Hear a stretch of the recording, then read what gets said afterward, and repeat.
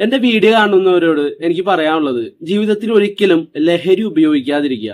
കാരണം അതിന് അഡിക്റ്റ് ആയി പോയി കഴിഞ്ഞാൽ പിന്നെ അതിൽ നിന്ന് പുറത്തേക്ക് കടക്കാൻ വലിയധികം പ്രയാസം തന്നെയാണ്.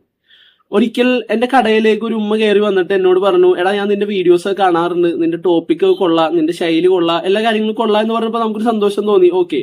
അതിന്റെ കൂടെ ആ ഉമ്മ എന്റെ അടുത്ത് പറഞ്ഞത്, നീ എനിക്കൊരു ഹെൽപ്പ് ചെയ്യുമെന്നാണ്. ഞാൻ ചോദിച്ചാൽ എന്താണ്? ആ ഉമ്മ എന്റെ അടുത്ത് പറഞ്ഞത്, നീ ലഹരിയെ പറ്റി ഒന്ന് സംസാരിക്കുക എന്നായിരുന്നു.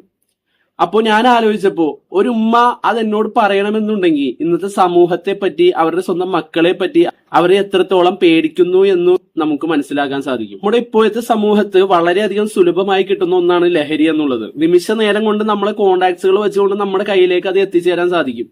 പക്ഷെ അതിലേക്ക് അകപ്പെട്ട് പോയി കഴിഞ്ഞാൽ പിന്നീട് അതിൽ നിന്ന് പുറത്തു കടക്കൽ വളരെയധികം പ്രയാസം തന്നെയാണ്. വല്ലാത്തൊരു ആനന്ദം തരുന്ന ഒന്ന് തന്നെയാണ് ഈ ലഹരി എന്നുള്ളത്. നമ്മൾ യൂസ് ചെയ്യുന്ന സമയത്ത് നമുക്ക് മറ്റൊന്നിനെ പറ്റി ചിന്തയുണ്ടാവൂല. കാരണം നമ്മുടെ ഈ ലോകത്ത്, നമ്മുടെ ഈ സമൂഹത്ത് നിരവധി കൊലപാതകങ്ങളും നിരവധി റേപ്പ് കേസുകളും വരുന്നത് ഈ ലഹരിയിലൂടെ തന്നെയാണ്.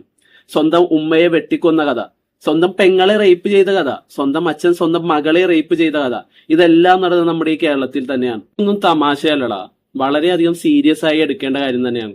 ഇപ്പോഴത്തെ തലമുറ, ചെറിയ തലമുറ വരെയും ഈ ലഹരിക്ക് അടിമപ്പെട്ടു കൊണ്ടുപോവുകയാണ്.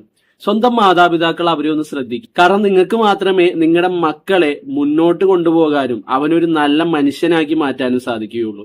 അതുകൊണ്ട് എല്ലാവരും ഒന്ന് ശ്രദ്ധിക്കുക, അത് ഉപയോഗിക്കാതിരിക്കാൻ പരമാവധി ശ്രമിക്കുക. പ്രത്യേകിച്ച് നല്ലൊരു സന്തോഷം കൂടി തോന്നുന്നത്, നമ്മുടെ ഇപ്പോഴത്തെ ഗവൺമെന്റ് ഓപ്പറേഷൻ തൂഫാൻ എന്ന പേരിൽ 1500-ൽ പരം കേസുകളാണ് ഇതിന്റെ ഇടയിൽ പിടിച്ചത്, വെറും 1.5 ആഴ്ച കൊണ്ട്. ആ ഒരു കാര്യത്തിൽ big salute of the government and ഇൻഷാ അല്ലാഹ്.